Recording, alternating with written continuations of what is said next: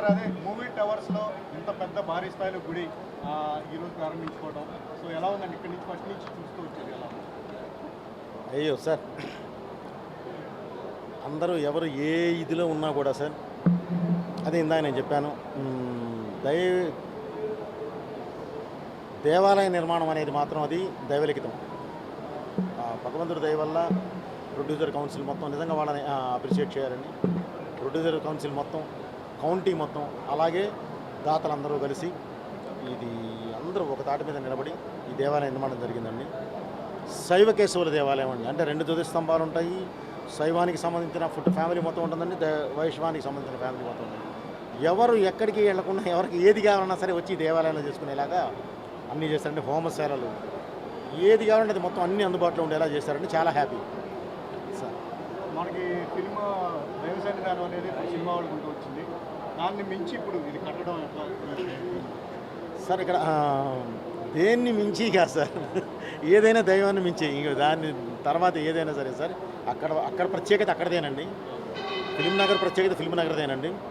ఈ movie towers, ఈ శివసేన ఇదేనండి.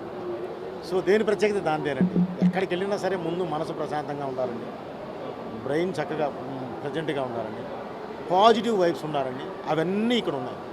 అది చాలా హ్యాపీ.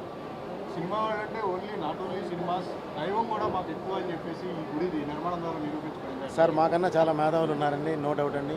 ఈరోజు మాకు యోగ్యత ఉంది అని అంటే, ఈ యోగం వచ్చింది అంటే దేవుడు ఆశీస్సులే, పెద్దల ఆశీర్వాదం, మీలాంటి శ్రేయభిలాషులు. సో కంపల్సరీ దేవుడు ఆశీర్వాదం అనేది ఇంత జరగదండి. మాకు ఇది కంపల్సరీ ఉంటుంది సార్. ఇది దైవ సన్నిధి సార్, మాట్లాడతాం తప్పకుండా. త్వరలోనే అనౌన్స్ చేస్తున్నామండి. ఎలక్షన్ ఇవన్నీ ఉన్నాయి కదా, చూసుకొని అనౌన్స్ చేద్దామని ఆగామండి.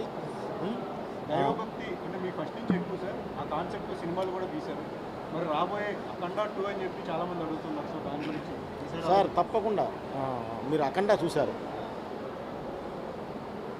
పసిబిడ్డ, ప్రకృతి, పరమాత్మ, ఈ మూడిటి మీదే టచ్ చేసి పెట్టడం జరిగిందండి. ఈసారి కూడా సొసైటీకి కావాల్సింది ఏదైతే ఉందో అదే ఉంటుందండి.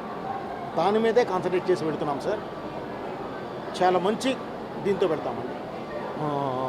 దైవత్వం అంటారా, తప్పకుండా మన ప్రతి భారతీయుడు నరనరాల్లో ఇంకిపోయి ఉందండి అది.